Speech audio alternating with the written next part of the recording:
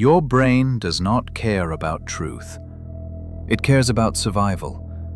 And survival rarely means seeing things clearly. It means staying comfortable long enough to function.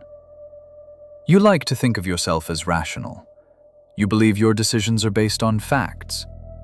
You believe that when it really matters, you see things as they are. This belief feels stable, reassuring, necessary.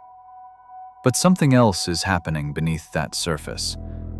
Your mind is constantly editing reality. It removes what hurts too much to face. It softens what threatens your identity. It rewrites events, motivations, and intentions so they fit a story you can live with. This process is subtle, automatic, invisible to you. And that is the point. Self-deception is not a personal failure. It is not a lack of intelligence. It is not weakness. It is a psychological mechanism built into the human mind. The human brain did not evolve to pursue truth. It evolved to protect the self. Truth becomes dangerous when it threatens belonging, status, or emotional stability. When reality puts your identity at risk, accuracy loses the competition. Survival wins. So the brain learns to lie, quietly, efficiently, without asking for permission. The first lie is simple and almost universal. I see things as they are. In reality, you see what you can tolerate. Every belief you hold about yourself serves a function. Some beliefs help you move forward. Others protect you from emotional collapse. Very few exist just because they are true. When new information contradicts your self-image, your brain does not update the model. It defends it. You reinterpret events. You downplay evidence. You search for alternative explanations that preserve who you think you are. Not because you are dishonest, but because losing a belief can feel like losing a part of yourself. This is why criticism feels so uncomfortable. Even mild feedback can trigger defensiveness. Your body reacts before your thoughts catch up. Muscles tense. Breathing changes. The mind starts building explanations. This reaction happens faster than conscious reasoning because criticism is not processed as information. It is processed as threat. Identity and survival are deeply connected. Anything that destabilizes the self feels dangerous, even when it is true. Your brain would rather distort reality than allow the self to fracture. This is also why intelligence does not protect you from self-deception. In many cases, it makes it worse. Intelligent people are often better at lying to themselves, not blatantly, but elegantly. Intelligence provides more tools to justify, explain, and reframe. You do not deny facts, you bend them. You create narratives that sound reasonable, balanced, mature. I did my best. It wasn't the right moment. They wouldn't have understood anyway. These stories reduce internal tension. They allow you to move on without pain.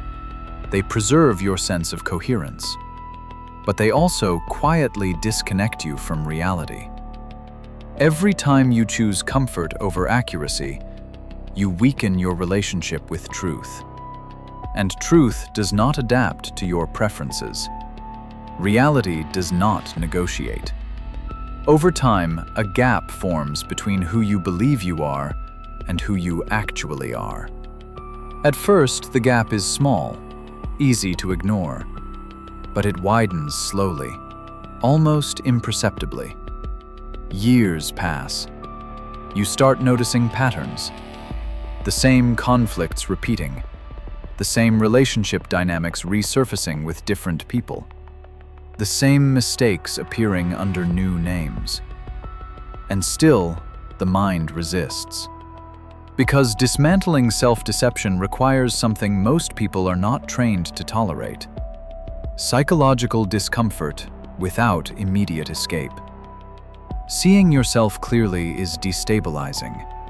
It removes excuses. It exposes responsibility. It forces you to confront the distance between intention and behavior. This is why most people avoid deep self-examination. Not because they are lazy, not because they lack insight, but because truth threatens the internal balance they rely on to function.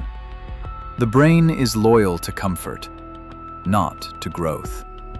Real awareness does not begin with insight. It begins with resistance. When a thought feels threatening, not because it is false, but because it might be true. When your instinct is to dismiss, delay, or intellectualize instead of observe, that discomfort is not a warning sign. It is a signal. It means you are close to something real. The mind will try to pull you away. It will label the idea as extreme. It will call it irrelevant. It will suggest thinking about it later, when things are calmer. That is not clarity. That is self-deception protecting itself.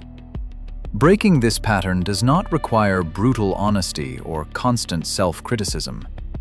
It requires precision. You observe without immediately defending. You question your explanations instead of trusting them. You ask what function a belief serves, not whether it feels good. Truth is rarely comforting at first, but it is stabilizing over time. A mind that can tolerate reality becomes less reactive, less manipulable, more grounded. Most people never reach this point. They live inside carefully maintained narratives, protected not from the world, but from themselves. If this makes you uncomfortable, that is not an accident. Your brain is doing exactly what it was designed to do. The question is not whether your mind lies to you. The question is whether you will let it decide what you are allowed to see.